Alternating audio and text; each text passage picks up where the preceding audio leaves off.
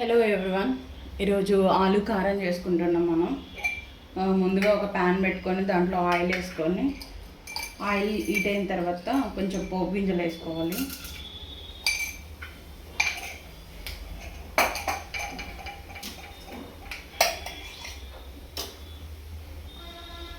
ఆలు కారంకి కావాల్సినవి మనం ఇవే: కరివేపాకు, పచ్చిమిర్చి అండ్ ఆలు ఇవే. సో పచ్చిమిర్చి వేసుకొని, అలాగే కరివేపాకు కూడా వేసుకోవాలి.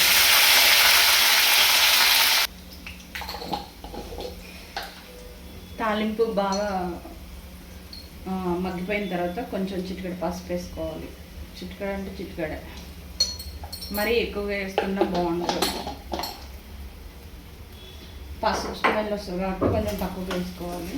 నెక్స్ట్ ఇప్పుడు ఫ్రై అయిపోయిన తర్వాత ఆలు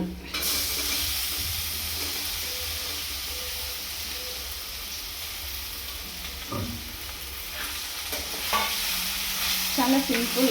అసలు అన్ని కర్రీస్ కంటే ఈ ఆలు కారమే తొందరగా అయిపోతుంది. ఆలుగడ్డనే తొందరగా అయిపోతుంది. ఏం లేదు, కొంచెం కష్టపడితే ఆలు మాడకోకుండా.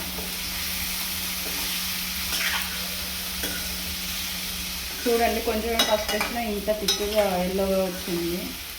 అందుకే లైట్గా వేసుకుంటే చాలు.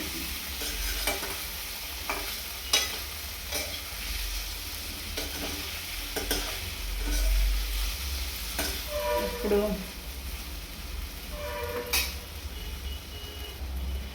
మూత పెట్టుకుందాం, మగ్గిపోతుంది. మళ్ళీ ఒకసారి కర్రీ కలుపుకుందాం ఎలా ఉందో. అడుగంటకుండా మధ్య మధ్యలో కలుపుతూనే ఉండాలి.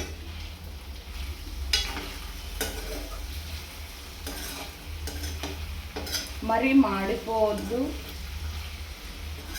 మరి కర్రీలాగా కూడా రావద్దు, ఫ్రైలాగా.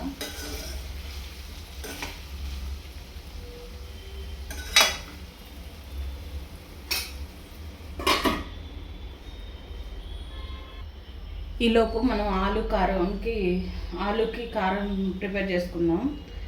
2 స్పూన్స్ కారం,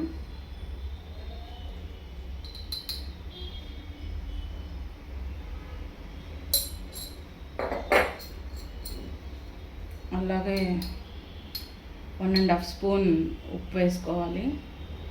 ఇందులో ఏంటంటే స్పెషల్ వెల్లుల్లి, ఇవే స్పెషల్. ఇంకెందులో ఏం వేయం, ఇవే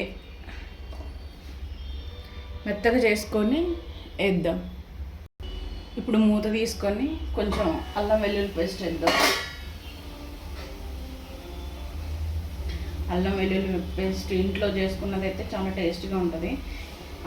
ఎక్కువగా వేయొద్దు, కొంచెం వేయాలి. ఎందుకంటే ఎల్లుల్లిపాయలు మళ్ళీ డామినేట్ చేస్తుంది అనమాట.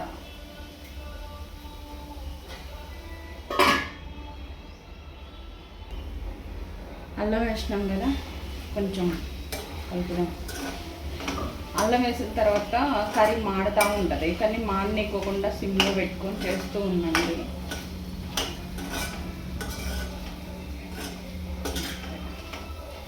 అంతే అండి, చాలా సింపుల్. మీరు కూడా ఇలా ట్రై చేయండి ఇంట్లో, చాలా బాగుంటుంది.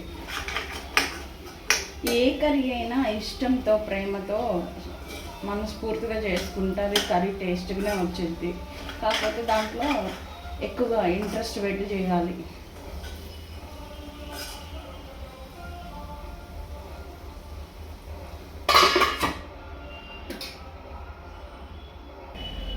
ఇప్పుడు మనం ప్రిపేర్ చేసుకున్న వెల్లుల్లి కారం, ఈ కారం అందులో వేద్దాం. వేసేసి మూత పెడితే కొంచెం మగ్గిపోతుంది. కారం కారం స్మెల్ రాకుండా మూత పెట్టద్దు. కారం వేసాం కదా, ఇప్పుడు కలుపుదాం. ఇది కొంచెం రెడ్ కలర్లో వచ్చినా భయపడకండి, అంతేం కారం ఏమి ఉండదు. కారం లేని కారం ఇది, కానీ టేస్ట్ మాత్రం చాలా బాగుంటుంది. ఈ కర్రీలో మనం ఆనియన్ ఒక్కటే వేయం, సో ఓన్లీ వెల్లుల్లి అండ్ కారం ఇట్లా దంచి ఇందులో వేస్తాం. చూడడానికి చాలా కలర్ఫుల్గా ఉంది, తింటే కూడా బాగుంటుంది. ఒకసారి ట్రై చేయండి మీరు కూడా, నా ఫేవరెట్. దీంతోపాటు ఒక ఆమ్లెట్ కూడా వేసుకోండి, చాలా బాగుంటుంది.